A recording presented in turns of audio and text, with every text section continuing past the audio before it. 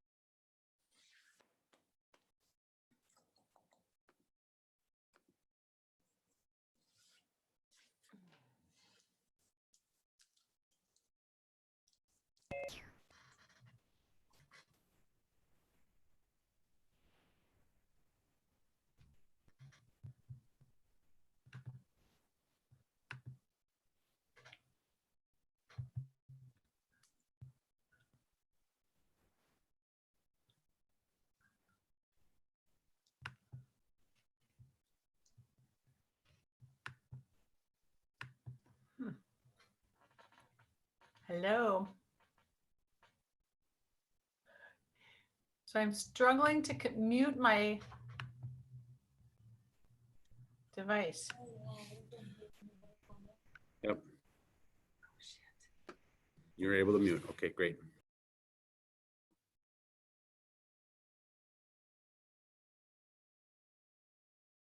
Can you guys hear me? Yep. Okay.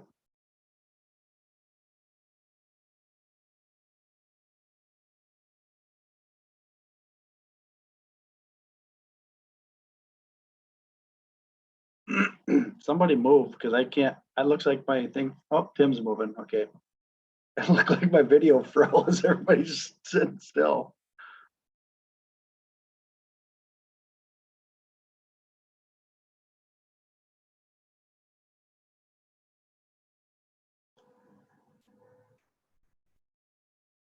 There's got to be a. I think I have bad internet tonight.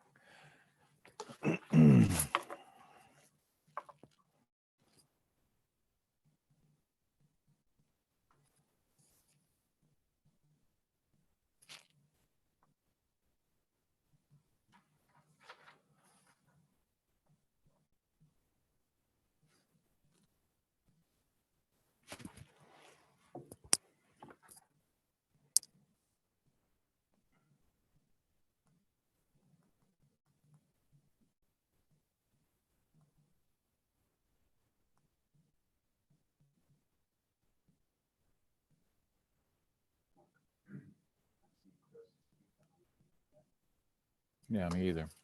So I will take those references and do so that I don't.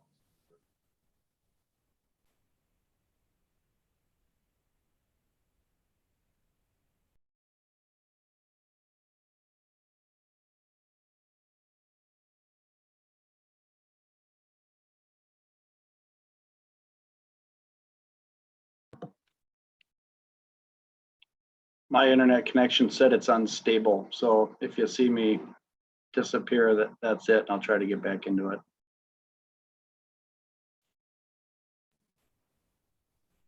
I'm gonna log off and try to come back in. Okay. It is 5:30.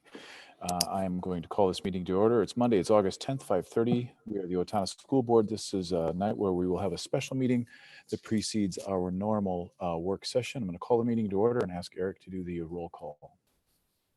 I am here.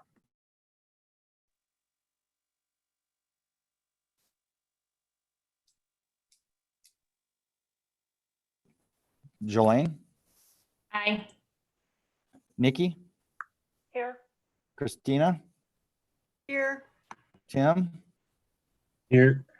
Lori, Here. and Daniela. Here. And I myself here, all present plus the school board rep. That's terrific. Thank you, Eric. As all of you are able and would care to, or not care to, but if you'd please join us in the Pledge of Allegiance. Pledge allegiance to the flag of the United States of America and to the republic for which it stands, one nation, under God, indivisible, with liberty and justice for all.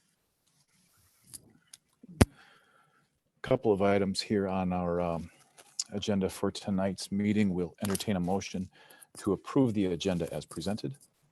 So. Second. Seconded, We have both a motion and a second. Eric, would you take the roll call vote on that for us? certainly. Mark, Aye. Jolene, Aye. Nikki, Aye. Christina, Aye. Tim, Aye. Lori, Sorry. Aye. and I myself and I. 7-0 pass. Motion carries. Thanks, Eric. First item would be to discuss the personnel report that was included in your packet. I'm going to turn things over to Mr. Elstad. Thank you, Mr. Chair, members of the board. Tonight, there are two items actually under board action requested tonight, both the personnel item and then the subsequent item that I would turn over to Chris Pika if any board members have questions. However, first in reference is the personnel report. If any questions are present, Chris is available to answer those tonight.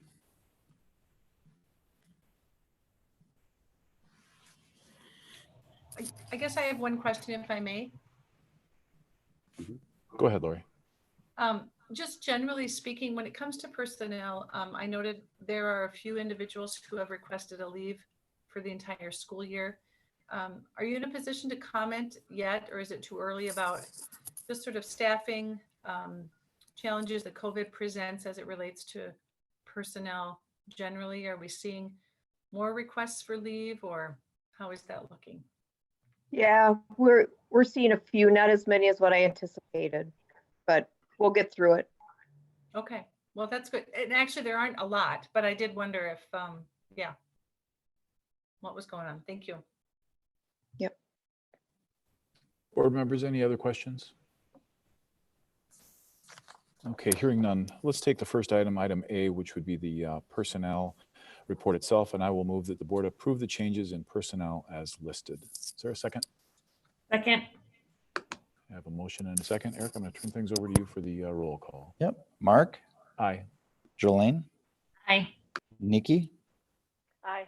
Christina, Aye. Tim, Aye. Lori, Aye.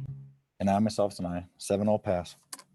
That motion carries. The second item tonight would be the ratification of the agreement with the Principals Association. Once again, I'll turn things over to Mr. Elstad. Thank you. As previously mentioned, we did reach a tentative agreement with the Owatonna Principals Association. You received the agreement with them in your packet, and I would turn it over to Chris Pika if you have any specific questions regarding our agreement with that collective bargaining unit. Board members, any questions with regard to that?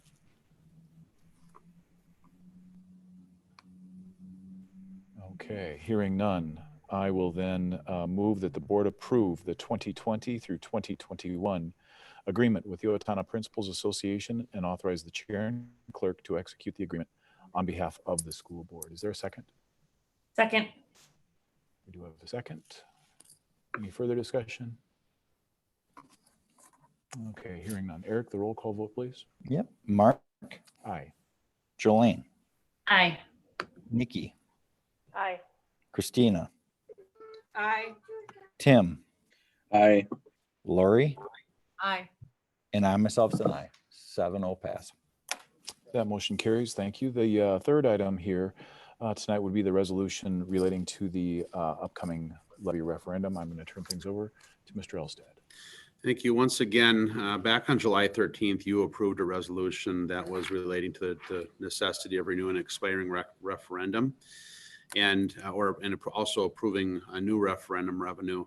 And as part of a recent piece of legislation, they have moved out the necessity to inform public in regards to public mailings. It used to be 30 days and now that's become 45 days. And so Amanda Heilman, our Director of Finance and Operations, has been kind of on the lead of this. And so I would open it up. And if there are board members with any questions in regard to this, I would direct them to Amanda.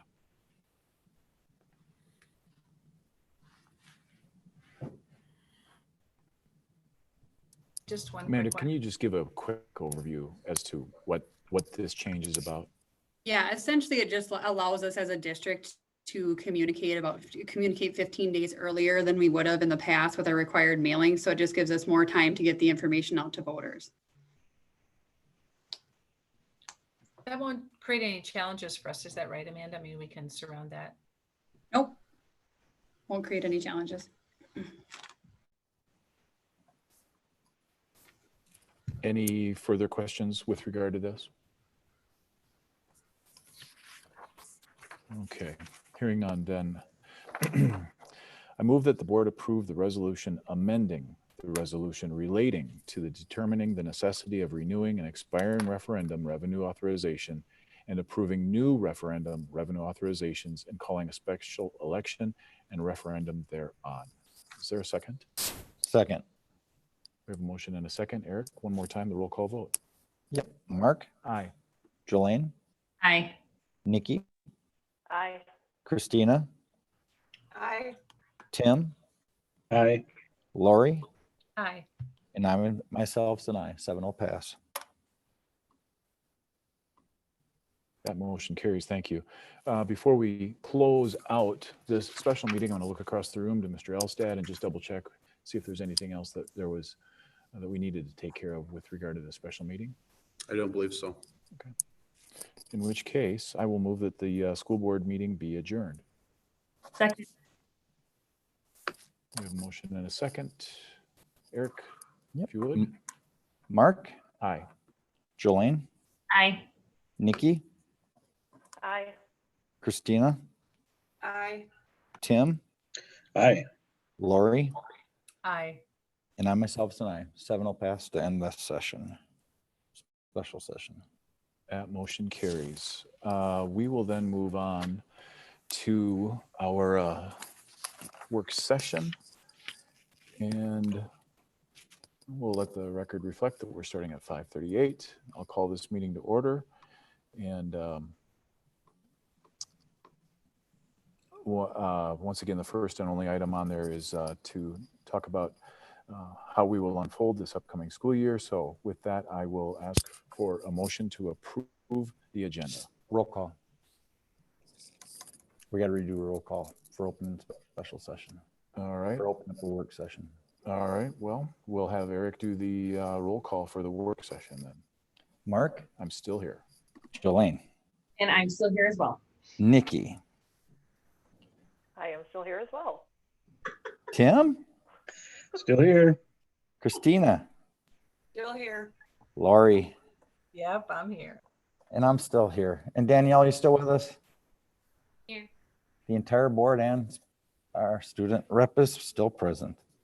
Nobody lost their sense of humor in all of that. We are Um, officially a phone commercial. I'll make the motion that we approve the agenda for tonight's work session. Is there a second? Second. Second. Eric, if you would. Roll call. Mark, Aye. Joanne, Aye. Nikki, Aye. Christina, Aye. Tim, Aye.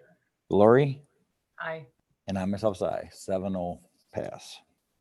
Motion carries. That brings us to the only item agenda tonight, which would be to talk about how school year is looking to unfold. I'm going to turn it over to Mr. Elstad. Thank you, Mr. Chair, members of the board. So last week at our special meeting, you approved the 3 options that the board, or excuse me, the school district was considering and putting in place, depending upon the conditions that are present.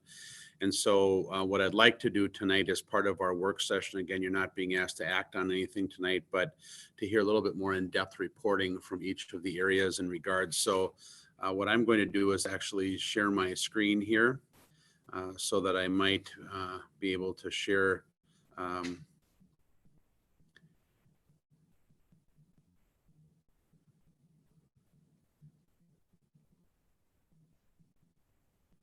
and I'm hopeful that I'm gonna land on the right slide here. I'm gonna actually go back to the beginning. Whoop.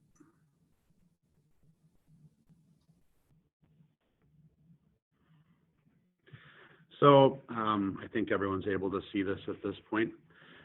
This is actually the start, and again, this is a board summary overview. Next Monday, we have declared to our community of parents that we will be communicating our actual and finalizing our startup plan based upon the most recent data. And so we'll be working on that. In fact, we just had a meeting with Steele County Public Health today to help us make that determination. But again, this will be an overview for you as a board where we drill down just a little deeper into our Safe Start plan. What you see there is just our moniker we're using that just indicates the 3 possibilities. So we have in-person learning, hybrid learning, and distance learning. This is the cover letter that will go out to all of our family members and district staff members in regard to the plan we have and the fact that we are asking yet for flexibility. There will be a number of things that we'll be considering on an every 2-week basis regarding how we'll may have to adjust our school delivery model. And so within the information coming out to our parents next Monday will be a lot of detail around many different items. And tonight, again, you're just getting a general overview. So throughout our fall planning, we met with a task force back in June to really determine, gather some feedback in regard to our 3 different models. And we did talk about that briefly last week. We wanted to reiterate the fact that this has been created through really just a series of meetings and gathering feedback, as well as a number of staff. Over 45 staff participated in meetings so that we could identify how we were going to indeed carry out those 3 different models safely. We also were able to use some of the goals that were put together in the Safe Learning Plan by Governor Walz. And so the priorities that were used to develop these models, again, were a focus on the health and safety of our students and staff. We were to provide as much in-person learning as possible, particularly with our elementary students or youngest learners. And then middle school and high school students should be in school at least 2 days each week, which is lending itself perhaps to a hybrid model that we might be able to offer at our secondary level.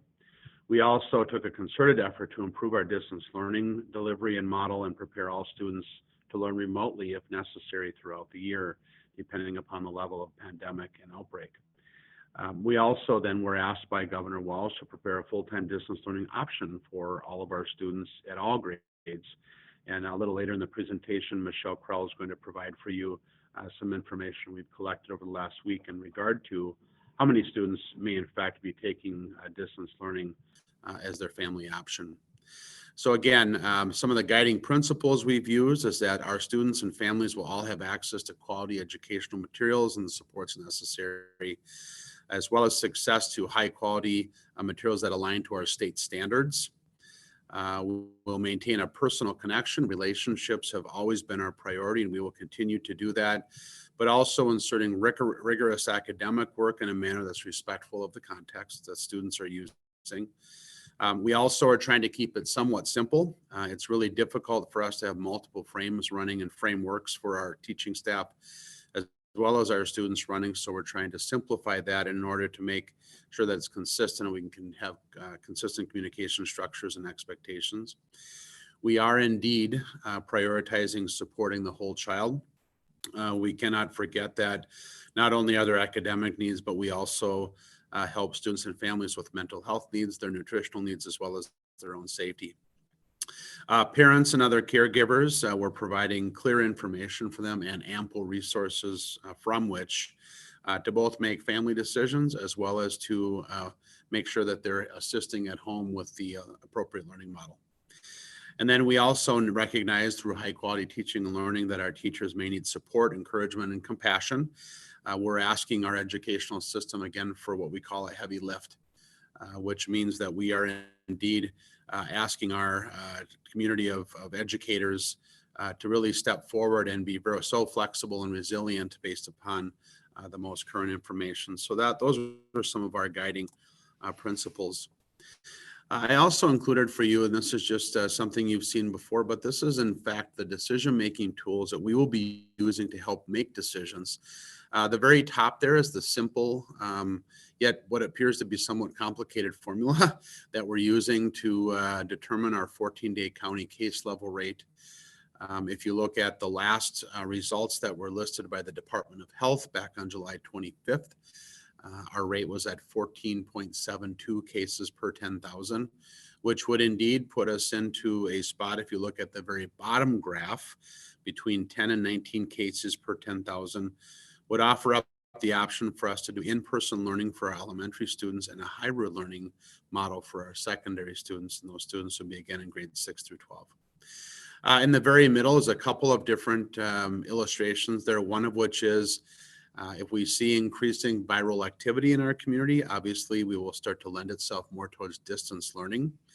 However, what we have been doing is really putting in place that bottom axis, which is our preparedness, as well as the implementation mitigation strategies we're using to help keep our buildings clean and sanitized, as well as some of the other strategies to keep our students socially distanced.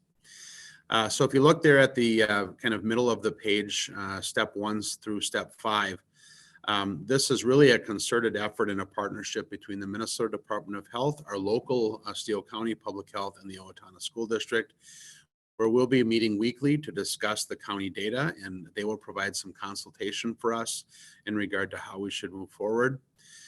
We have an incident command team, which consists of our administrative team, along with some other key leaders in our district, that help us to evaluate the way that we'll have to move through these different potential learning models. And then furthermore, after that consultation with public health, we will make a community decision based upon the level of outbreak and also considering first and foremost always the safety of our students and staff. So those again are some of the illustrations and graphics that the Department of Health is using for us to make decisions. At this point, I would turn it over to Michelle Krell, and she's going to discuss some of the items on this particular graphic, as well as some other more in-depth items about the 3 learning models. Good evening. This is the one pager that we put together that went out to our families just to indicate a lot of the information, just a snapshot view of the learning plans that we've put together. As you can see, obviously safety, our commitment to health and safety is our #1 priority, keeping our students and our staff safe. We've listed obviously the things that we know we need to do to ensure safety for our students. And then if you look to the middle, that's where you're going to see the learning models at a glance. As Mr. Elstad mentioned, we needed to come up with 3 potential scenarios or models per the governor's orders. So we have an in-person learning model where we have all of our students coming in person. And I'll dig into each one of these with a little bit more detail on the next slide. But then we were supposed to plan a hybrid model, which was a combination, ensuring that we could use creative spacing utilizing to maximize the student attendance. And so we'll talk a little bit about how we've mapped that out and modeled that as our hybrid model. And then the other option is if we need to go to full distance learning, if the cases were to get high in Steele County. So, and then you'll see that we have a distance learning option. And so all of our families, per the governor's order, are being offered a full distance learning option. And so later on, I'll be able to explain exactly what that looks like. But if you look there, we've got just a snapshot next on our hybrid model. In our hybrid model, one of our goals, as I mentioned last meeting, was really to ensure, if we look at our elementary, one of our priorities was to have our elementary students in school every day as much as possible. And so our hybrid plan has elementary students in school every day in smaller class sizes or in bigger spaces. So we really looked at how we can utilize, be really creative about the spaces within our school, and creative about our staffing to ensure that we had smaller class sizes and we were meeting that 6 feet social distancing requirement. So our hybrid model looks like that. In last meeting, I explained how our hybrid and our in-person model, we needed to keep consistency for our students. And so we were going to bring in our students each day in both of those, but with different restrictions, which I'll go through in the next slide. And then you can see our high school model, the graphic there for a high school model for a hybrid, 612 model for hybrid, is where we're bringing in cohorts of students. So cohort 1 would come Monday, Tuesday, and cohort 2 would be distance learning, Monday, Tuesday, Wednesday, Thursday, Friday. And then cohort 2 would come in person on Thursday and Friday and distance learn at the front end of the week. Wednesday is a day where we can provide academic support and continue working with our distance learning students to ensure that they're getting all of their needs met. It's an opportunity for teachers to have a connection with students and families on that Wednesday. And then as you can see, we had, as many of you know, we had a survey that went out to our families, and that survey is helping us guide the decision as to finding out how many of our families are going to choose distance learning full time, how many of our families need transportation, who qualify for transportation, and then all those families that if we were to slide to distance learning at the elementary at some point during the school year, if they need childcare. So that survey really has providing us a lot of information as we're starting to get those results back now and analyzing them this week. And I'll share a little bit about that in just a second. So the next slide just breaks down in person. As I said, you can see there that we're really ensuring that we're our social distancing is, we're social distancing when feasible. One thing I think that you'll hear more about is we're making sure that all of our students and staff are doing health screeners prior to coming to school to ensure that they're healthy. Face masks are required in all of these scenarios and in both the in-person and hybrid. So when people are in school, students are in school, everyone wears a face mask. Obviously, we'll have additional cleaning of surfaces, hand sanitizing. Lunchroom spaces, will expand those spaces to ensure that there's enough space for students. We're closing the building down to restricting visitors and volunteers.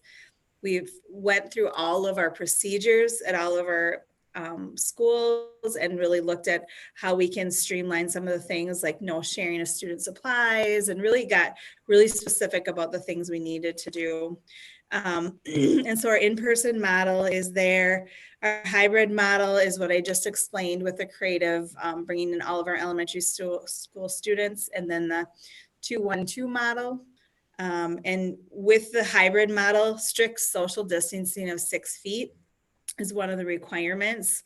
And then really many of the requirements are the same as the in-person, but it gets much more stricter. Lunchroom spaces need to be expanded. We need to find additional spaces for students so that students can have that 6 feet of social distancing, and they're able to you know, and then we also have the distancing on the bus, and I'm sure Amanda will talk more about the busing. But that's where we know that transportation is very tricky in this as we start to get more stringent upon that 6 feet of social distancing. And then the last one, yes. Michelle, I'm going to stop you for just a moment. I've been asked to try to expand this to make it a little bigger. So I'm actually going to exit and see if I can make the presentation just a little bit bigger here. Thank you for. No, that's fine. And one of the things I think we will do when we put this together for our families is there'll be one page on in-person, the plan, one page on hybrid, and we'll have those graphics included on that page. We wanted at this time just to be able to give you a 10,000-foot view, and then certainly there'll be a lot more details when it comes out for parents next week as we're finalizing things. Yeah, I apologize. I'm not able to make it any bigger, but I'll run it back in. Thank you for pausing, Michelle, for me to try. No, that's fine. So the hybrid plan is really that middle of the road where we get a little bit more strict with the work that we do with students. And we've done things like identify that students won't have access to lockers in our middle school, high school, because they're going to carry a backpack like many of our high school students already do. But we're trying to identify areas where students might congregate and reducing that option for congregation. So we have specific plans when we have students in person or in the hybrid, where students go directly to get their breakfast and go right to their first hour class. And there's going to be bell systems as far as like staggered dismissals and things like that to reduce the number of students that might be in one area at a time. So there's been a lot of thought and a lot of planning put in place as we've worked with the principals to try to identify all of those different areas. The classroom spacing of desks will be, as we said, 6 feet, social distancing on the desk placement. And then certainly things like no visitors, as I said, and we won't be doing field trips or any large group events in those models. And then the last one is our distance learning. And this isn't our distance learning option, but this is if all of our students that decide to come in person to school, if we have to, in the event of numbers going up or a spike in a building and have to go to distance learning, that's what this is explaining. So it's really talking about how we're going to have students then learn at home like they did and really being able to look at how we can improve what we did last spring. So taking last spring's model, improving it, and that's exactly what this one is really outlining. But certainly when we go to distance learning, there's some things that are being provided, breakfast and lunch. You know, we would have childcare for our K-5 students that need it. All students, as I talked about, and I will talk about in a little bit, will be issued a device. And so it would be much easier for us to transition to a distance learning model because of the structures we have in place. We worked all summer to get in place so that if we go to a distance learning model for our in-person students, that it will be a much easier transition based on the structures that we've been able to put in place throughout the summer. The next slide, as we said, every student has the option to choose distance learning. And so we've put together a distance learning option that we've shared with families. It's also on our website if you'd like to see that in greater detail. But the distance learning option is something that students would opt for, families would opt for the first semester, so through January 16th. January 15th is when the semester ends. And so what we're saying is, like at the elementary level, we would have distance learning classrooms. And so we would have teachers dedicated at each of the grade levels to be a distance learning teacher. And they would have that classroom for the half of the year or the entire year, if that were to be the case. And so the instruction, we've really thought about what we needed to improve. And we're actually working very, very hard to provide professional development for the teachers that will be our distance learning teachers. And it will be a blend of live, virtual lessons, pre-recorded videos, and independent learning activities. We know that this spring we were in emergency distance learning, and there maybe wasn't as much rigor as there needed to be. And this would be we would be very rigorous, looking at the learning activities aligned with our academic standards to ensure that all of our students would meet the grade level standards necessary. And we would be utilizing the platform K-8, we would be utilizing the platform Google Classroom. 9-12, we would be utilizing Schoology. When we think about our middle school and high school students, we're looking at creative options and how we can provide, because we're getting into content area and we need content area specialists to be able to provide the education for these students. So we're looking at creative ways of how we can staff that, whether it's there's a period at the middle school that all English 7 students take second period, or that a teacher maybe has a group of distance learning students within their own regular classroom. So there's some different models that we haven't landed on yet. It all depends on the numbers. There's, like I said, there's lots of details. I can tell you at this point, the survey responses, it closed last night, Sunday night, and we have 4,093 students that have responded to the survey. So we're shy of about 900 students right now. And so our secretaries and principals all day spent time calling families to find out what their intentions are. And that will continue until we find out everybody's intention moving forward. But what I can tell you preliminarily right now, we have about 18% of our students who are requesting distance learning. So we are at about 750 students right now that are asking for the distance learning option, at least through semester 1. Okay, I'm going to pause right there and open it up to school board members.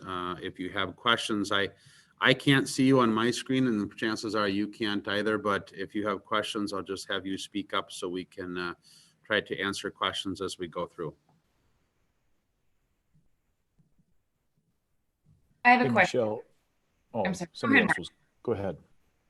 Okay, this is Jolene. I have a question. And maybe this isn't the right time during the presentation, so if it's not, just let me know. We're gonna have staff, I'm assuming, that are concerned, have health concerns. Will they be able to transition to help support distance learning?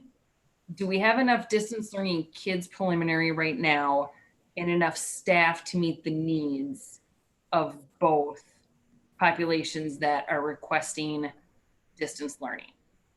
If that makes sense. It doesn't. I don't know if Chris wants to field this one or if she wants me to field this one. We can probably tag team. Yep, I think so. Yeah. Right now, we've collected names of staff that have underlying health conditions that may or may not require an accommodation. So we have to look at that, or they may have immediate family members that live in the household that they're concerned with bringing that home.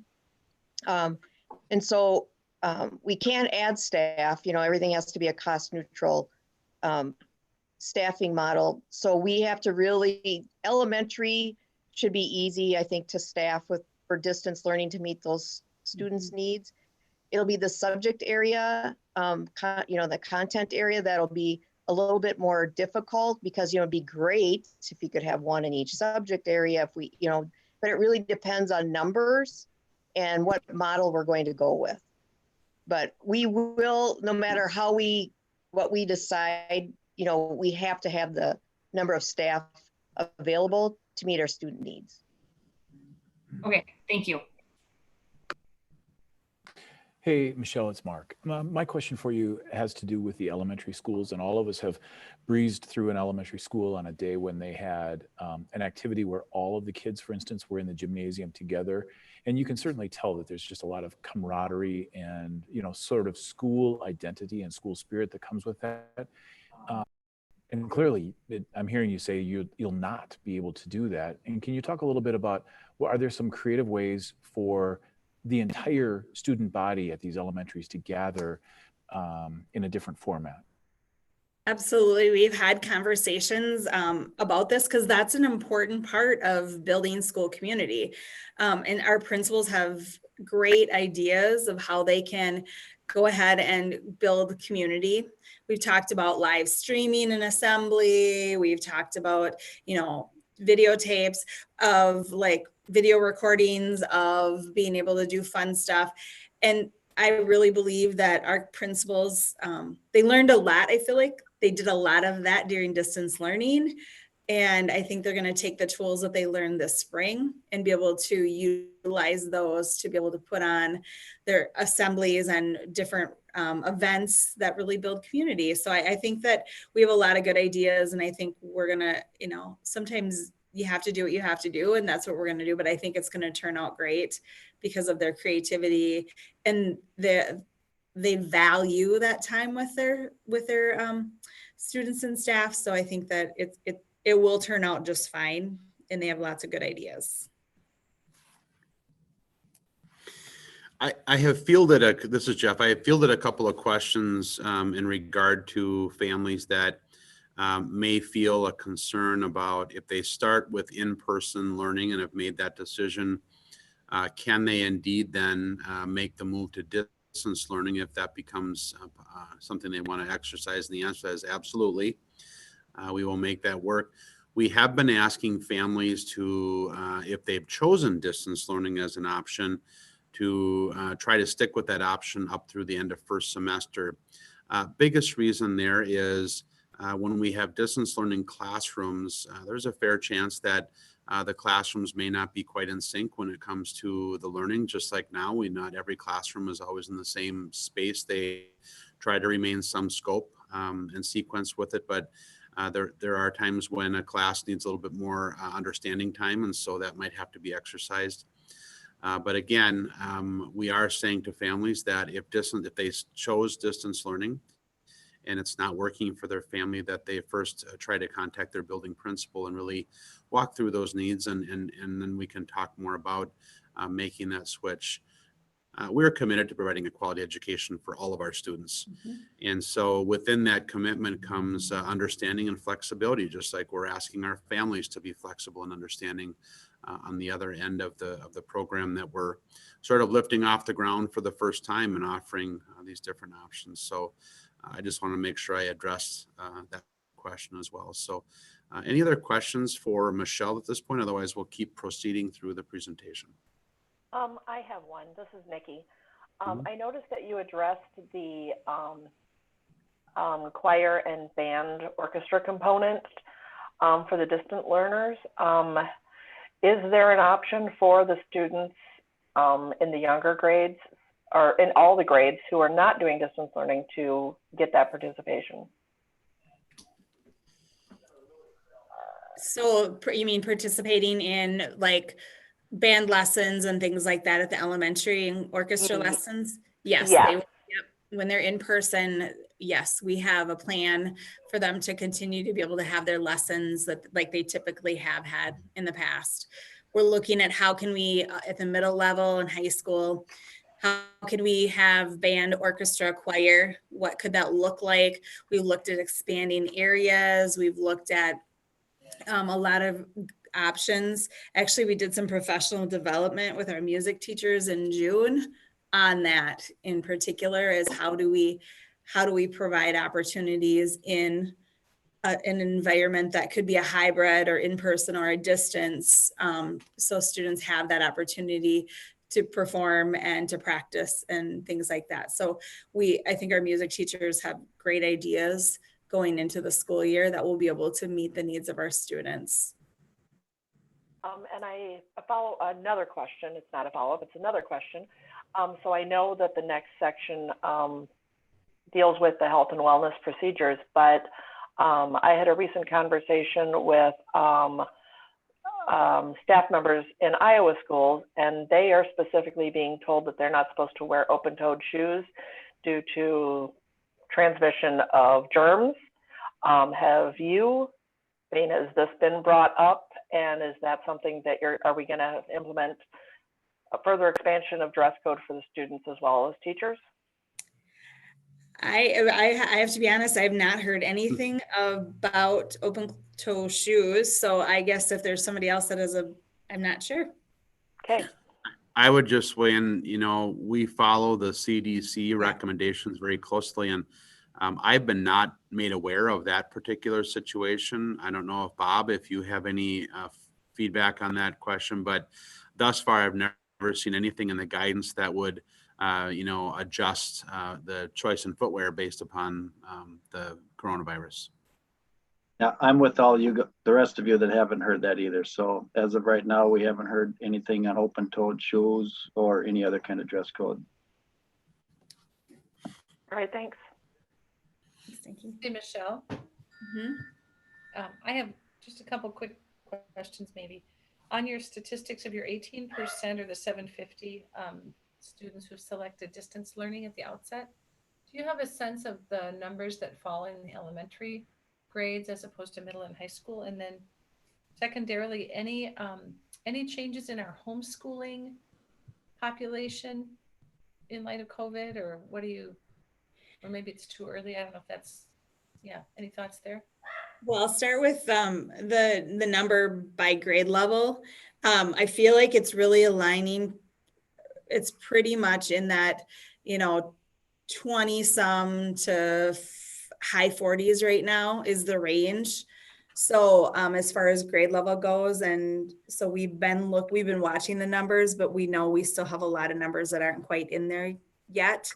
So I feel like it will align for sure for one class per grade level at the elementary level as far as distance learning goes.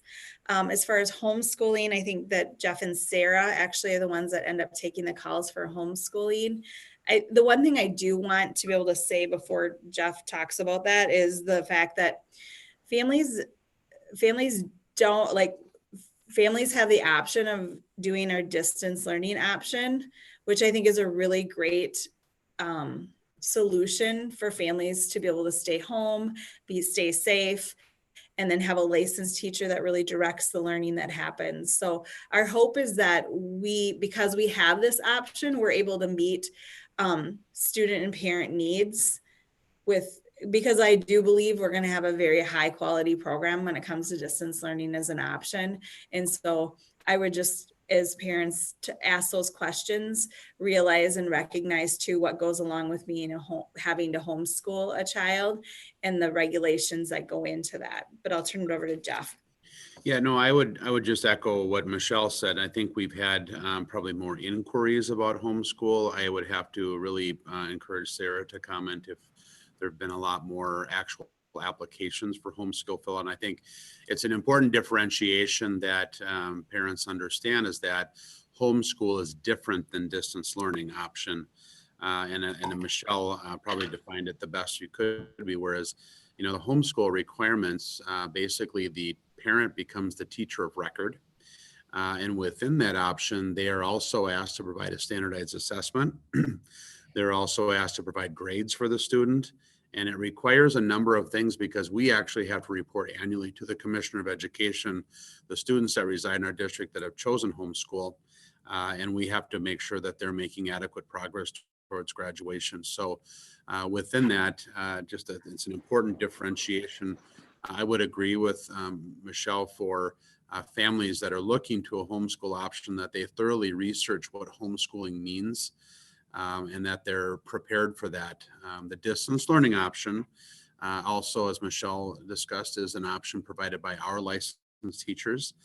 We're just providing that education remotely again, based upon family choice. So we've had a few more inquiries, but I'm not certain that we've had a lot more actual applications filled out. But I'm glad Michelle made that differentiation as well. And I guess, Sarah, I would ask if you're aware of an uptick in the number of applications we've seen, or has indicated that it would be simply just a number of inquiries.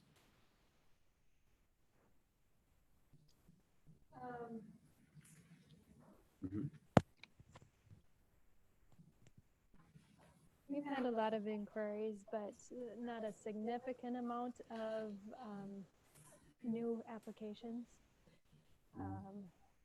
There have been a handful of new ones. A lot of them are confusing the distance learning with homeschool. Thank you. Thanks, sir. Yeah. No, I appreciate that, and I would concur and certainly agree and support, you know, all the distinctions you've made. It is an important one, and I do believe the distance learning obviously brings a level of expertise to the kids. I was just kind of curious in the conversation. Thank you. Any other questions before we trudge forward? Mark? I do.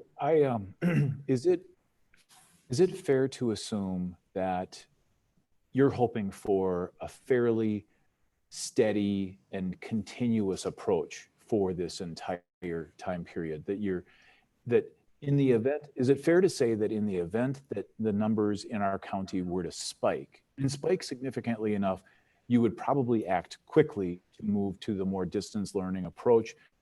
But if the numbers come down, you're looking at that more as like a flight path. You want to look at them coming down and staying down before you would actually then move more toward an in-person learning approach. Yeah, thank you for that, Mark. That's actually a good distinction to make as well. It is our plan right now, and again, most people can look at the numbers and see exactly where we lie. We'll be releasing our finalized plan next week, but unless we have some sort of major outbreak within the next few days of this week, our plan indeed would be to start with all of our elementary students in person, as well as a hybrid model then for our middle school and high school and ALC students. As you mentioned, it would be more difficult for us on an every 2-week basis to really be adjusting that. So we're actually taking the stance of we want to see trend data. We want to make sure that we're seeing the data head in the right direction, because the last thing we would want is to have a 2-week stint and then have to bump back into, and really change the gears for. It's more difficult than everyone thinks. It's not like you're flipping a switch. It's actually easier for us to jump into a distance learning model based upon an outbreak that you indicated versus changing to a model that would allow in-person, because it requires a lot of different pieces: transportation, student nutrition, and you'll see some of those coming forward in the rest of this presentation. But at this point, unless we see the numbers, it's been trending between 10 and 19 cases. So we would start that way. It looks like we would probably be in that for quite a time. We would have to see a significant remission in the number of cases that we're seeing in Steele County. Or in fact, if we needed to jump to distance learning, a huge outbreak that would bring that to our community. So again, I think if we were anticipating how long will this particular model go, I think they'll take it quarter by quarter. That really sets us up for about 2 months of time. When we can stick to one particular way of doing business, and then we're always evaluating it. Obviously, as mentioned, we can jump into distance learning when we need to because there's an outbreak for safety reasons. But before we would go to all in person, we would really need to see those numbers trend downward for a while. And then we would look at, is it then safe for us to engage in that particular learning model from really the first week of November through second quarter, and then we continue to adjust from there.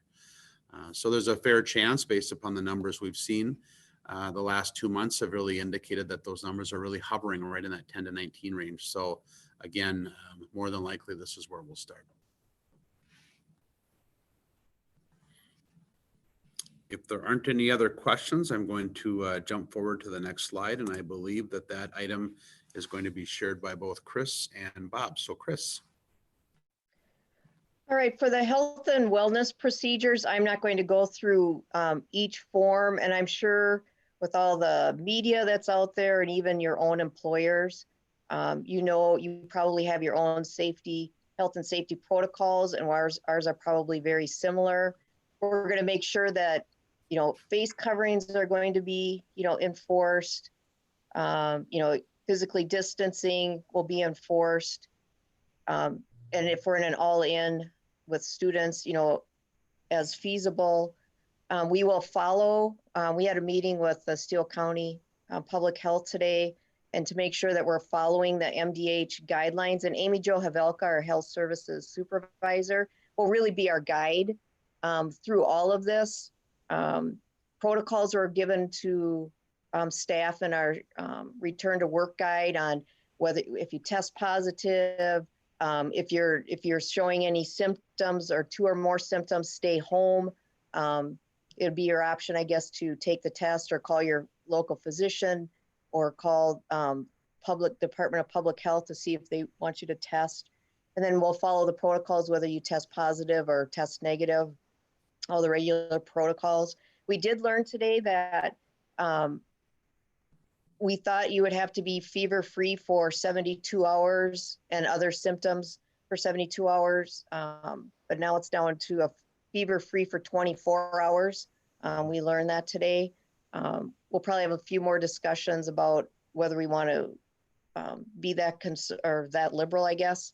But I see a lot of the documents that Amy Jo updated. If you click on those protocols, they have been changed to 24 hours. For the reporting structure, we want to make sure that as people, if they test positive at home or if they feel sick at school, to make sure that the nursing services staff have been contacted. They in turn will contact me and most likely your supervisor. If you feel sick when you come to work, we have procedures in place. And I don't know, Bob, you can chime in when you are talking about the guidelines. If we've identified isolation areas for staff and students, that if they become sick, that we can place them there until staff will be immediately sent home. Students will have to make parent phone calls or emergency contact phone calls to make sure they come and pick up their student in a reasonable amount of time. I want to let me interject for just a moment, Bob. I want to talk a little bit about the daily health check family agreement form, because this will be something that is a big piece for us. We have researched every possible way to do health screenings. That means temperature checking, things like that. And what we've really run into is it's very cost prohibitive to have large systems that are able to do some sort of thermal scanning. And furthermore, the time invested in doing individual temperature scans coming in just led us to a point where we are going to really rely and have to partner with our parents to make sure that families are indeed doing the checks every day. And quite honestly, that should be the way it is all the time.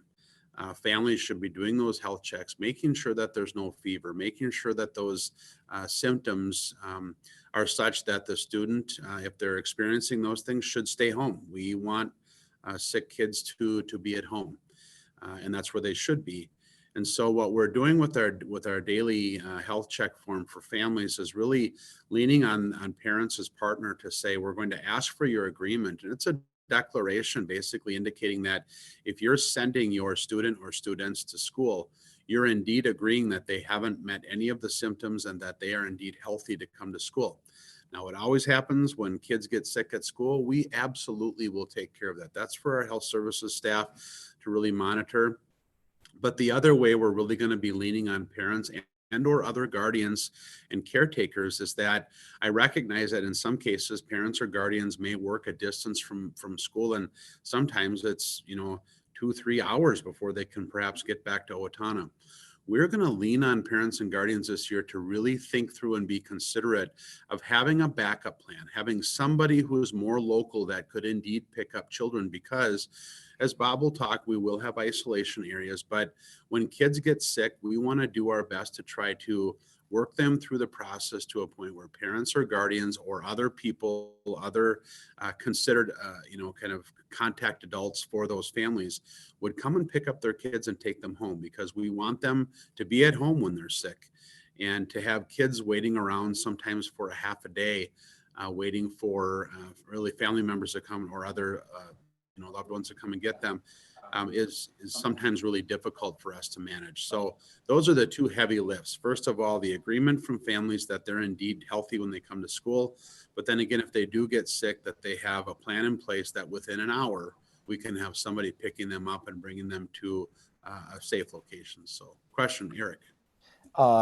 With the implementation we are looking at with Chromebooks and iPads, we have more feasible way for the students, the parents are questioning if the students are sick or not, for staying home to stay still intact and in communication with their teachers. I think we need to promote that if their child is sick or if they think they're sick, they should keep them home and contact the school because they could homeschool online and switch that way, couldn't they? Yeah.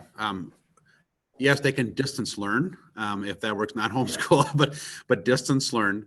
That's certainly a possibility for them, particularly. And again, sometimes it may not be COVID.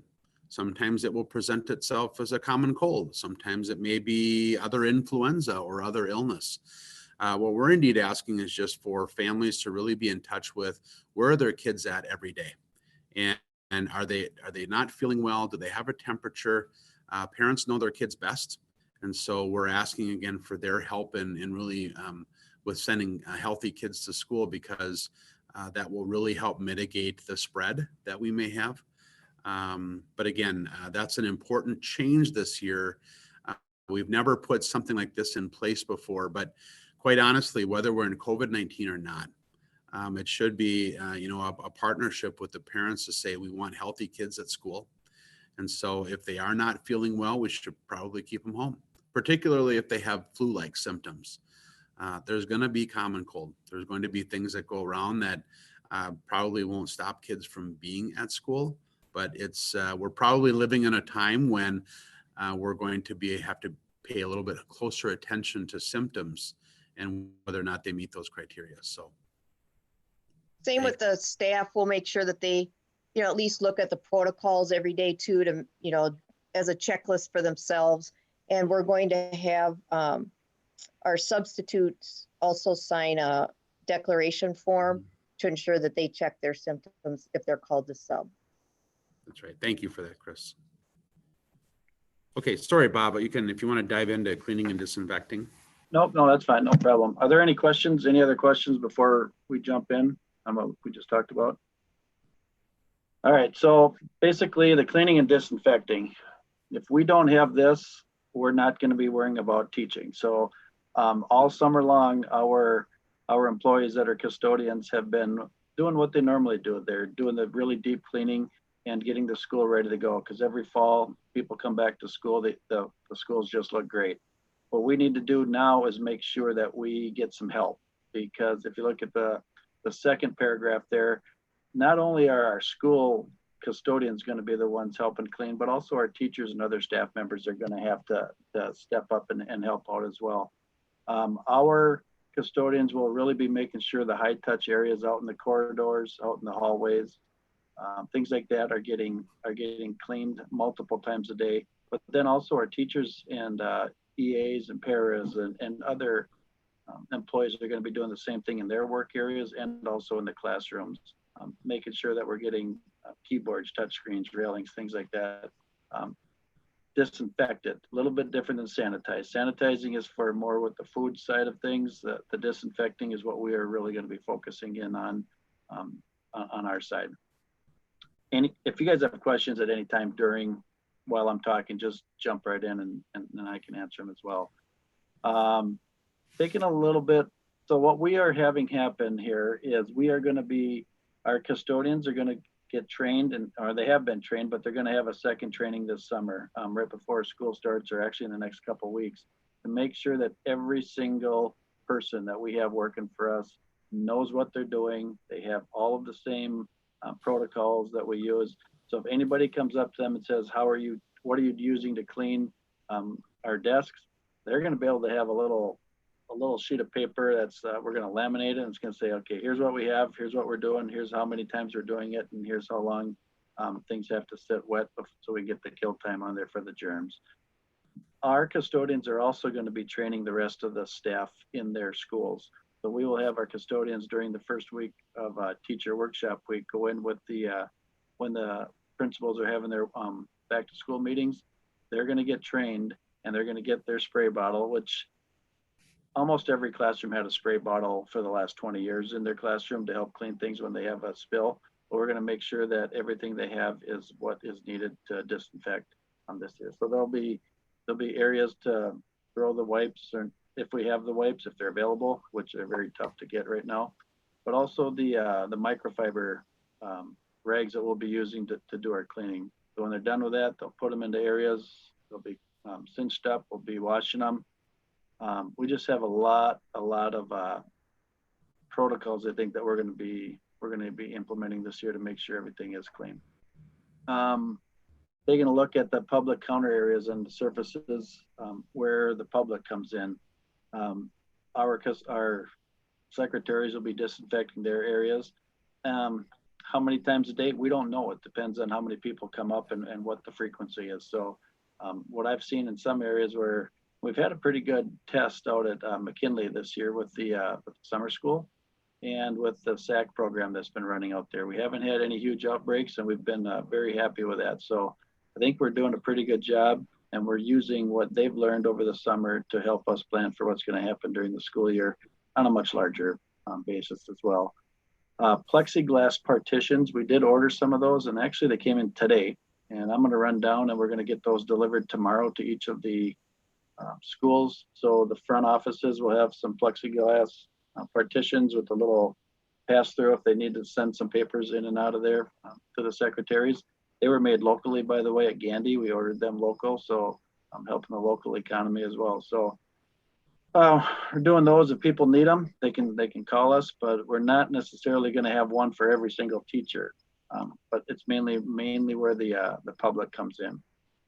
And then I put in here the last paragraph a lot about using vehicles and equipment, and our people that have been using their equipment throughout the summer have been doing exactly what it says here. They're wiping things down, the steering wheels, the seats, all the high touch areas.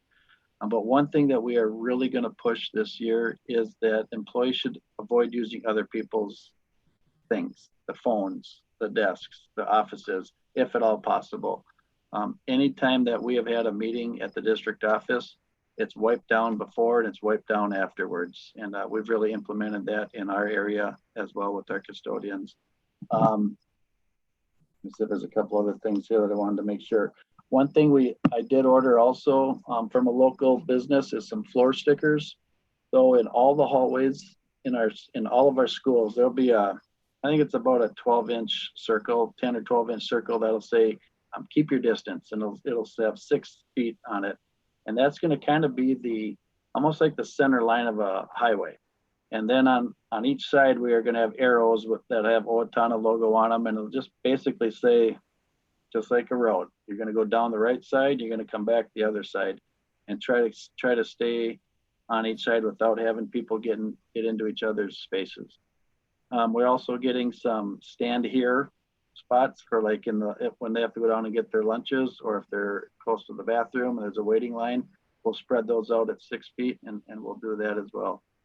Lunches, we brought up lunches. This is going to be interesting. I'm sure they'll talk about it in the food service, but our crew and also the Big 9 directors, facility directors, are having a lot of discussions on this as well.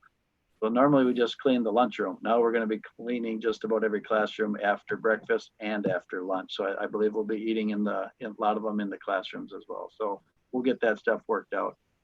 I think Chris talked a little bit about the isolation rooms. We will have one isolation room in every school. I'm not so sure where they're going to be, but I know a lot of them, when we renovated the offices, we have a conference room in there. And most of them are thinking that's going to be a pretty good place because it's close to it's in the office area, but it's also close to the nurse's office. So Amy, Joe, and I have not set up a meeting yet, but we're going to pull together to come up with maybe some plexiglass partitions that might be mobile. So if we have more than one student in there or more than one staff member in there, we could have a plexiglass barrier between them if they're sitting in chairs. So there's a lot going on, as you can tell. And I know this team that I've been working with for the last few months has been just going crazy getting this ready to go. But we are going to have our schools clean. We will have them disinfected on a daily basis, and we'll do the best we can do with whatever comes our way. I'll open it up for questions if you have any.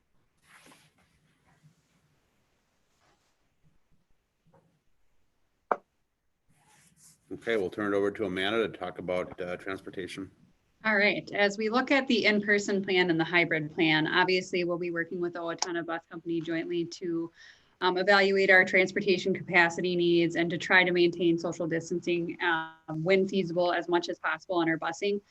Some of the requirements that we will obviously be implementing for our school transportation this year would be all persons riding or driving the school bus must be wearing a face covering.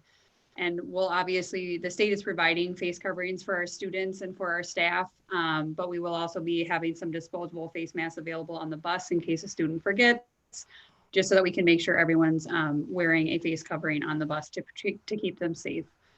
Seating will be arranged, as I mentioned earlier, to maintain that 6 foot of distance when feasible between the driver and all riders. We'll be disinfecting the buses regularly between routes with heavy focus on those high touch surfaces, as Bob was mentioning, in our buildings that we'll be looking at as well. Doors and windows on the vehicles will be open when cleaning the vehicle and between trips when feasible, just so that the vehicles are aired out thoroughly. And obviously, as we mentioned earlier, if a rider or driver is experiencing those COVID-19 symptoms, obviously we want them to stay home and to not board transportation. However, if a student or driver does become ill during the school day, obviously we'll have those isolation rooms and we'll be asking parents to come and pick their child up so they're not boarding the bus with other students. In addition to that, we're going to be having hand sanitizer available on the bus for the health and wellness of our riders and our drivers. And we may potentially be looking at having some assigned seating, some markings as to where students should be sitting, obviously, when they're boarding the bus, to make sure that we are keeping our distance when possible. And we'll also be trying to keep the windows open when it's appropriate and safe, just so that we can have that circulation going. In the hybrid model, we do have a little bit more restriction on the capacity of the buses. So in a hybrid only model, we'd be looking at 50% maximum occupancy in the buses and still maintaining as much space as between riders as possible, recognizing that it's not always feasible to maintain that 6 foot of distance. And we would be able to fit household members together in rows together if we needed to. So when we're looking at the hybrid model, as Michelle mentioned earlier, it does get a little trickier when we can only do 50% occupancy on a bus. We're looking at, about 35 kids on a bus. So we will be having to potentially look at multiple tiers of busing as we finalize our plans here in the next week. So we're working with the bus company to make sure that we are getting them names of students that they need to transport on those days if we're going to a hybrid model, just so that we can plan forward and make sure that we're able to get all students to school safely each day. Any questions? Amanda, I have a question for you with busing. Yep.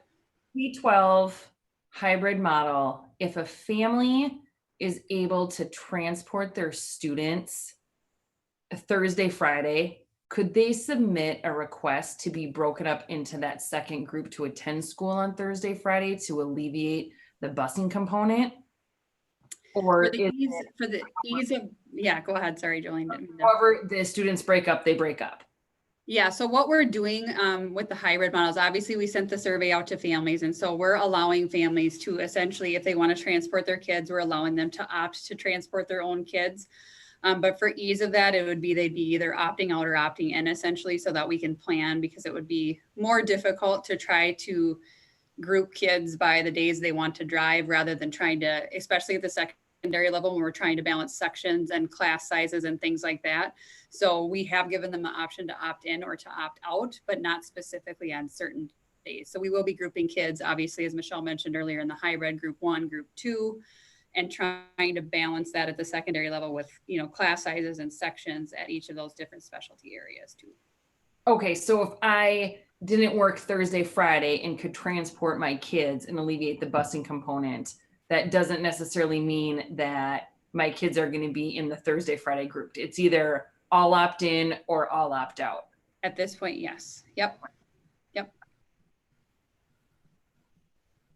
Jeff, can I jump in? I forgot one thing that I'd like to please. bring up. If there's no other questions for transportation, Amanda brought it up and it just slipped my mind, was the shields. Before the governor said that we would be getting full face shields for all teachers and 50% face shields for the rest of the staff members. We had talked to a group in town, and they're awesome. They're called the Shields of Steel, and they're donating over 600 face shields to the Owatonna Public Schools, and it's just unbelievable. They're making them with their own, with the own printers and everything like that, and putting them together in one guy's garage.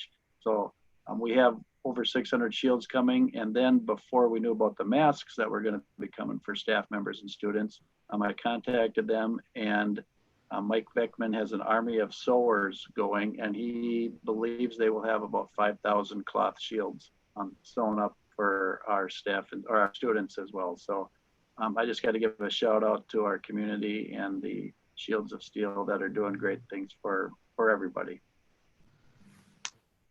Thank you. I have one follow-up question with busing. Yep. So I know that historically, depending on where you lived in town, you might be riding a bus with students going to your school as well as perhaps the junior high. So given the fact that students could potentially test positive later, to alleviate having to send out letters to multiple schools' families, are they going to try and have students just going to one school? We are going to try to be as consistent as we possibly can with that. The one area that I know that we're going to still have some transfers on are going to be some of our country riders at the end of the day when we have to transfer and we have to take them so we can get them onto buses. There will be some interconnection there, but we're going to try as best as possible to make sure that we can keep kids together in smaller clusters so that we're not exposing others if someone tests positive for COVID. So with the 50% occupancy, we're going to have to get very creative in how we route buses and make sure that we can make sure we can get everyone to school. And kind of a follow-up, and it's not busing related necessarily, but if a student does go home sick, do we have any requirements that they get tested? Or, I mean, if they're going home with COVID type symptoms, are there any requirements to ensure that they get tested? And then will there be communication to that student's participating students in their class, or would it go to the whole school? Or do you have a plan for communication? Yeah, we are actually working. In fact, we just worked with Steele County Public Health today in regard to that question. When we communicate with families next week, we're actually putting a flow chart into our documents so that there's kind of an easy read about what happens if your child becomes sick, what would be your next steps, but furthermore, what would happen if you had close contact with someone who tested positive for COVID-19. So we're working through that protocol so that we can, clearly state, at least intentionally what the next steps would be. We are actually utilizing something that they're determining as close contact, which means that you've had an exposure of 15 minutes or longer with someone who has contracted COVID-19 within 6 feet or closer than 6 feet. So again, the Steele County Public Health actually has their own contact investigators. And so if a case were to be reported, they would actually be the ones to start identifying, what school they went to, what grade they're in, and use some of that information to better determine how parents or what parents need to be contacted in regard to that. And so Steele County Public Health will be a great partner with that. But again, there will be a communication coming from the public health system to determine who was in close contact and who indeed would need to either be checked or something like that, or at least recommended to get a screening or a test for COVID-19. Yeah, we can't require someone to get tested. They have to call their medical professional and they could help guide them, or the public health department. Right. All they can do is really recommend. And at that point, the family would have to make a decision. If it was determined that there was a close contact, however, we're asking that they follow the isolation protocol. And again, all of that will be clearly laid out as to how students and families will take the next steps if they're contacted in that regard. Thank you. Mm-hmm. We're going to keep moving forward here. If there are any more questions about transportation, I would ask Michelle to just provide some brief commentary on technology. Yeah, so our technology innovation team has worked hard to ensure that we have the number of devices that we need for all of our students. So we have 2,500 new devices. So we have 5,000 devices that we can utilize. So all of our students will be issued, K1 students will be issued an iPad, and grades 2 through 12 will be issued a Chromebook. So our elementary students who are in person with us, their device will stay in the classroom. In the event we have to move to a distance learning model, then those devices would go home. Some of our students might bring them back and forth, but for the most part, our elementary student devices will remain in the classroom when they're in person. And our 6-12 students will receive a Chromebook, and those Chromebooks will be carried with them to each class on a daily basis and taken home. So they'll be their responsibilities. So we have a plan to get those devices out. Each of our buildings are working on that plan right now. Our K-8 students will be utilizing Google Classroom as their main learning platform. And our 9-12 students will all be utilizing Schoology for their learning management system, so that all students have a consistent platform in which they're getting assignments and turning in work and communicating with their teacher. And certainly those students that are opting for our distance learning, 100% distance learning, those students will have devices, and those devices will be utilized to communicate with their teachers and to work through the coursework. We have a variety of resources that we're putting together for families around Google Classroom and Schoology, some of the things we sent out but new and improved from last spring. Last spring, we had a concerted effort to ensure that all families had the internet necessary. And so we will do the same thing this time around. We do have some hotspots that families could check out in the event that they need one for distance learning. Again, we will continue to have the technology support hotline, which got lots of use last spring. And then in addition to that, we also are going to have some experts when it comes to things on our staff around Schoology and Google Classroom that not only can assist parents, but also can assist our staff members. And we're working right now on a training for families, especially in particular, those families that are choosing the distance learning option, to really get them up to speed on technology, how they maneuver through the learning management systems of Google Classroom and Schoology. So working on a lot of logistics, and certainly with going to a one-to-one, there are some nuances that I know that Mike Halverson and Amanda and I have talked about as we start to think about contracts and insurance and those kinds of things. But our technology, I feel very, very confident in the work the technology innovation team has done to really get us ready to move in this direction. Questions for Michelle on technology? Okay, Deb, if you're available, if you would be able to comment a little bit on childcare.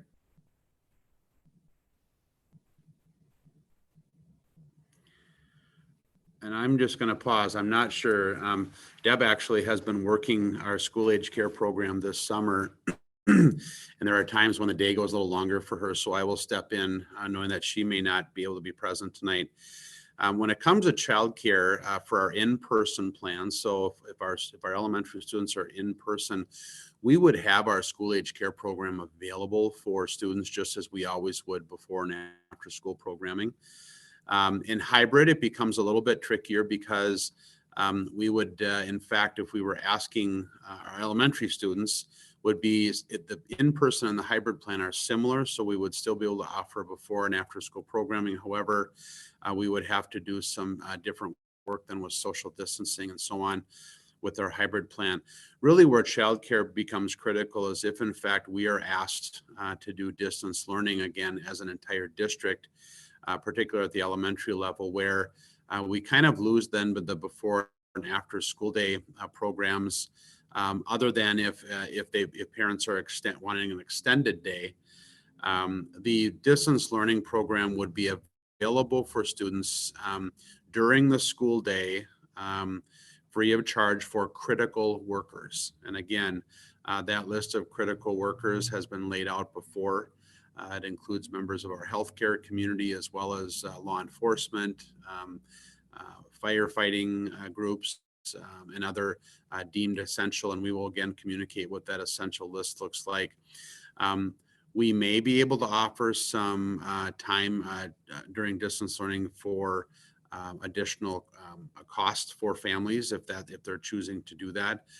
But again, as we get, if we are in fact asked to jump into distance learning, we would be able to provide a child care situation for families, particularly those critical workers, but also some care contracts that may be available. And so again, many of the things are fee-based if they're not part of the critical care groups. But again, we're following all of the protocols that are put in place for health and safety with masks and so on. We've been doing that this summer with our SAC program. I will tell you that our kids are great. They have made that leap, and just know that in cases where masks are required, they're certainly wearing them. And so that's been a real nice thing to see. But again, childcare is a critical component and service we provide for the community, and we stand at the ready to make sure that we're providing those childcare scenarios for our families. So I would entertain any questions right now that board members might have about childcare.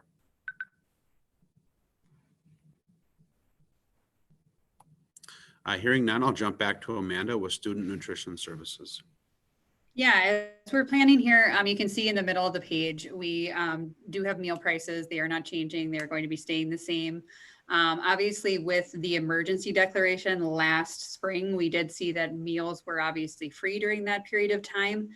Right now, we have not received waiver that the meals are going to be free moving forward. So they will be charged based on what qualification you have. So it'll either be, if you're free or reduced, it'll be at that price, or if you're full pay, you'll be charged at these prices that you can see here for lunch meals and breakfast meals.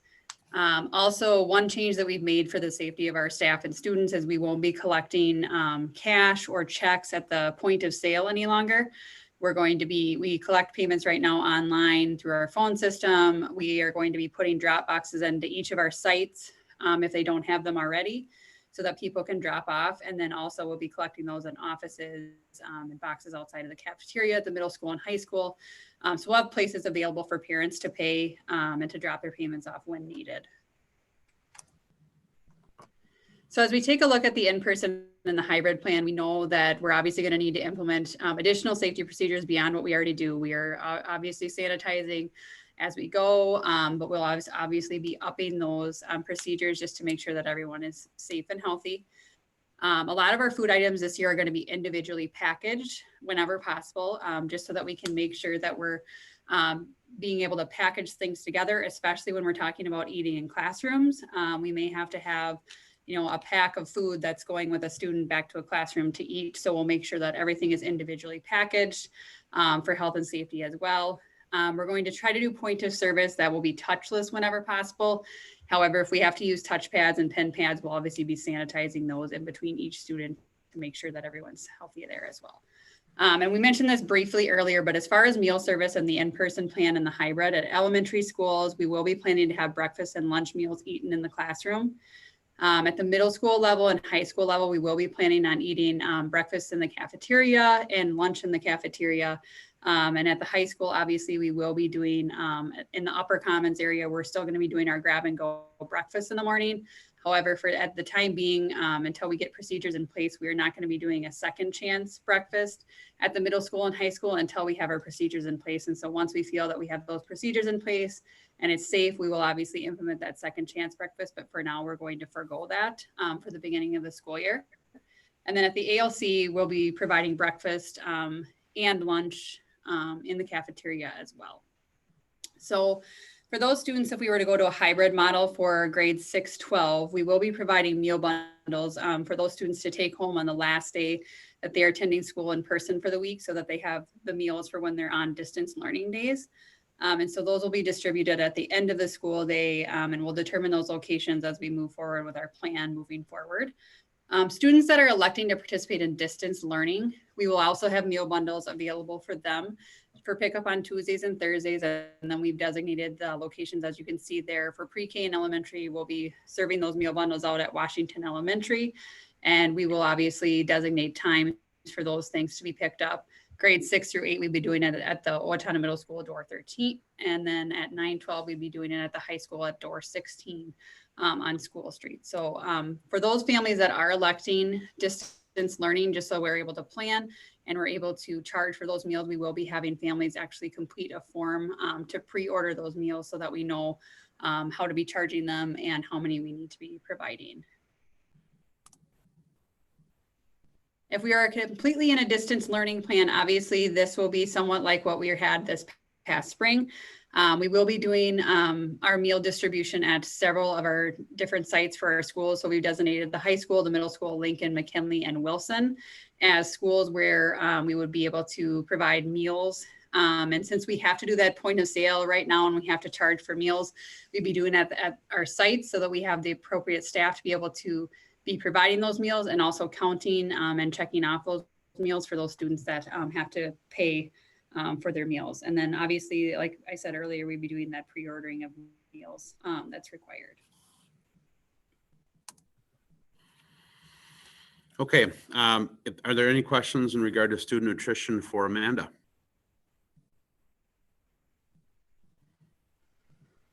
Hearing none, just a couple of things here, and these are things that we'll be expecting both for students and staff as we monitor health and safety guidelines. So social distancing will be in place.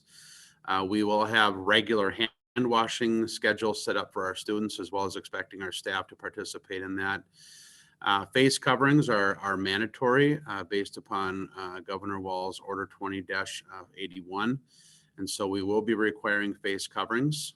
If we have students that cannot wear a face covering because of a medical condition, we're asking them to communicate with their building principal or our health services staff. We're also asking that those families that perhaps are looking at face coverings as something as being somewhat restrictive, that we would say there are really two options available to those families. One would be for students that are ages 14 and under. We would offer the opportunity for students to wear a shield versus a cloth face mask. For students that are older than 14, face masks will be required. And then the other other option that would be available if face coverings are becoming an issue would be, in fact, to look at distance learning as perhaps the model that they would use. We are following, again, an executive order of the governor. And so we will be requiring students to wear face coverings during the day.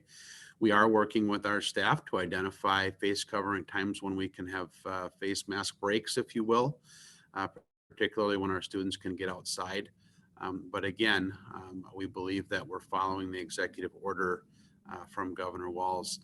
Social distancing in hallways, I think Bob alluded to some of that, where we'll be directing traffic with social distancing in hallways, as well as utilizing our spaces in a creative way to try to make sure that our students are getting a safe social distance.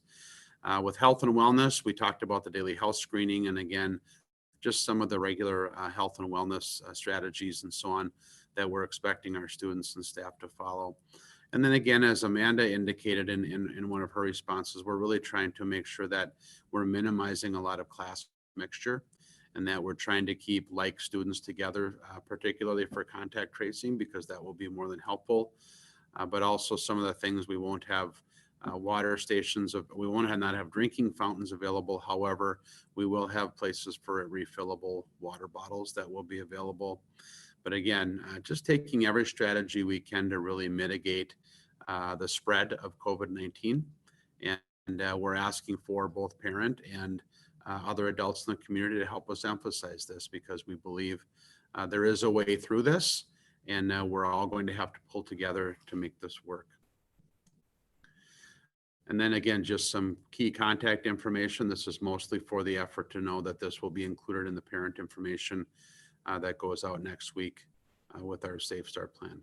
So at this point, I would turn it over to the board members for any additional questions that you have. As you can see, before I take questions, or we take questions, there are multiple layers to every one of these areas. And I want to just make sure that I do my due diligence here.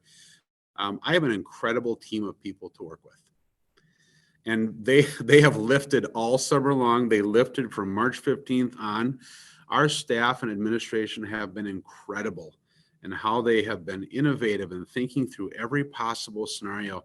And how do we make these things work? And again, students and staff safety have been begin every conversation, end every conversation. But to see this group work together, to sit down in a meeting where most of it has been virtual, and really just lift a district of 5,000 students to try to find different ways to do things, and really valuing the in-person learning that we have, but also providing those viable options for families. So again, I can't tell the board how much I appreciate the work that our district leadership team, as well as our staff, have done to really bring this forward, and you should be proud. So with that, I will entertain questions.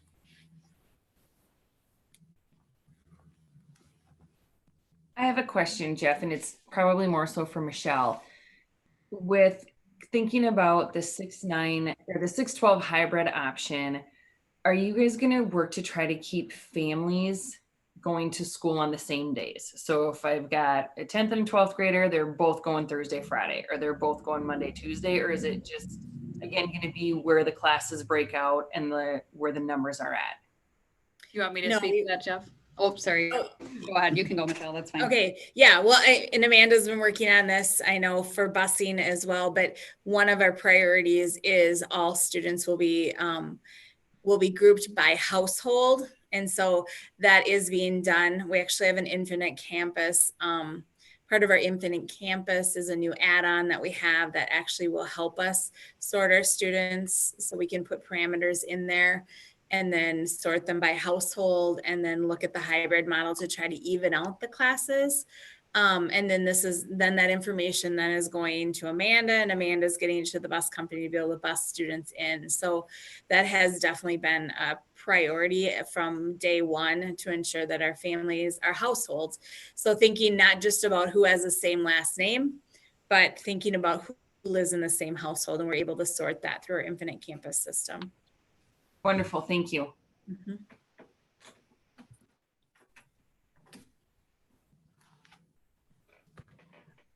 Jeff, I have a couple questions. Maybe I went out on well, first of all, I just want to echo your compliments to your staff and to you. I am amazed and astounded at the level of detail and content, and I recognize that this is, in a sense, scratching the surface yet, that there's more behind it. So, we just kind of sit back and, wait for you to report all this work you've been doing. So I don't want to minimize or in any way,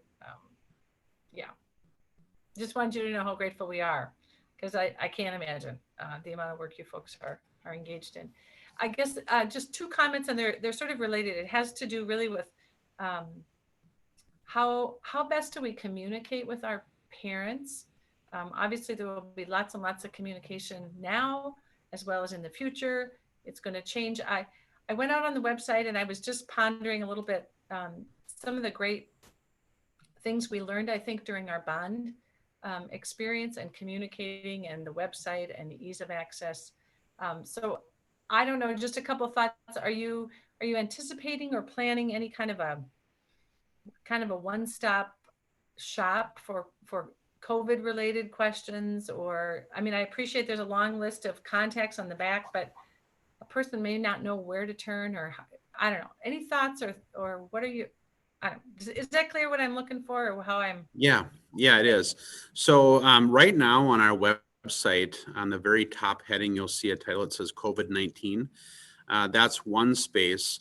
We're actually working this week on a frequently asked questions portion of that that will provide some more detail. And we've been getting some great questions from parents, some of which we've been able to answer very readily. Others, quite honestly, the words "I'm not quite sure yet" have to be a tool that we use, because we aren't sure. But we are going to be adding that and just continuing to provide and updating that as we go along with very good questions. When it comes to kind of the cadence that we'll be communicating with parents, so next Monday, the 17th, we will finalize our information for parents in regard to the actual startup of the school year. But we are actually going to be helping and partnering with our buildings to provide more building level communication as well. Many times there will be nuances between buildings or other, especially level secondary and elementary. So we're going to be relying on our principals to do that, to assist with that. Furthermore, I think as things become, as we find a stride with the year about, what's the right level to communicate, we do want to be proactive. I'm a strong believer that you can't over communicate anything. And so we want to provide as much information as possible, but also be, knowing that the parents are juggling a lot too. They're juggling a school year, some may be distance learning, some are trying to, obviously balance their work life as well. So cognizant to that, but also making sure that we don't miss an opportunity to communicate some critical information. And I just want to echo, also going to, like Jeff said, the COVID-19 on our website, but then there's a safe learning plan that's on there, and you'll find all of the information that we've communicated. And we're in the process of putting all this information we're communicating with you right now onto that. So that should be up sometime tomorrow. And then the more detailed information that we'll be communicating with families, that will go live on Monday as soon as Jeff has communicated out exactly what that plan is. So we had a pretty robust website last year for our distance learning, and that website, it will look very similar to the website. Actually, if you go there, you'll be able to see the site that we have and the information. So if you're a family looking for information on distance learning option, it's all spelled out for you as far as what that looks like. So that will be a work in progress, but there's certainly a lot of information already out there for families. Yeah, and the Safe Start Plan, tonight you saw an overview. It's about 16 slides. What parents will see next week is something in the order of 40 slides. There'll be lots of information, but it'll be a place where people can go, and they'll have to take some time to go through it because it's very extensive. But we have tried to be as detailed as possible in that Safe Start Plan. And we'll also have another one that will be just more internal information for our staff about employee protocols and things like that. So the team has been working hard, and we've got a lot of information. Sometimes it will be, it's almost paralysis of information we have, but it will be good for our parents to carefully look through all of that once it's released next week.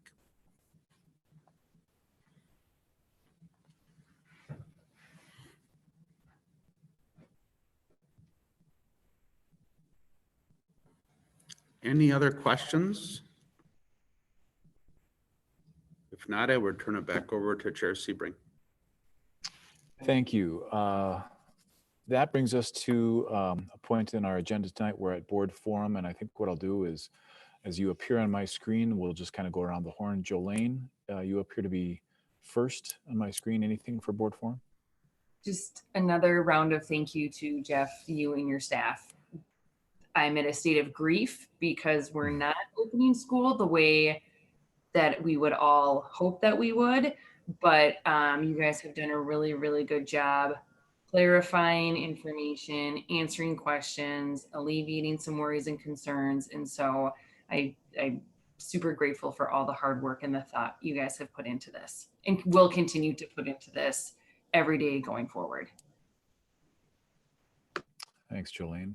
Christina, how about you?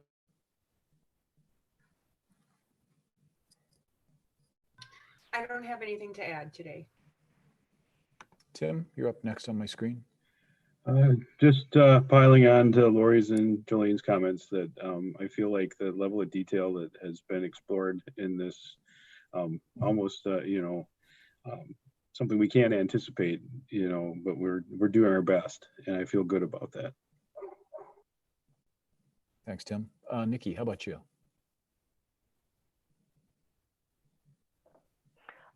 Again, I can't say enough positive things. Everybody else has been so eloquent. I recently went to Iowa this weekend to visit family and learned that not all school districts are as organized and well run as ours. And in fact, the conversation I had, the school board was very instrumental in having to be part of those conversations and part of those solutions. So thank you for everything that you do. That gave me a whole different understanding of just how much you help make our jobs easier. Thanks, Nikki. I'll turn to my right, Eric.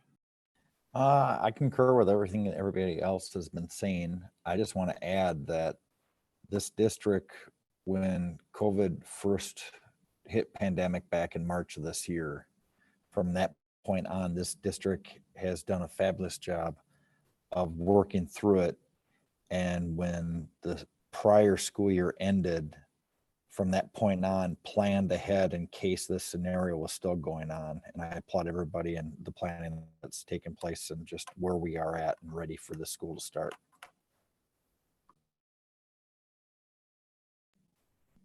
Nikki, did you have something else you wanted to add?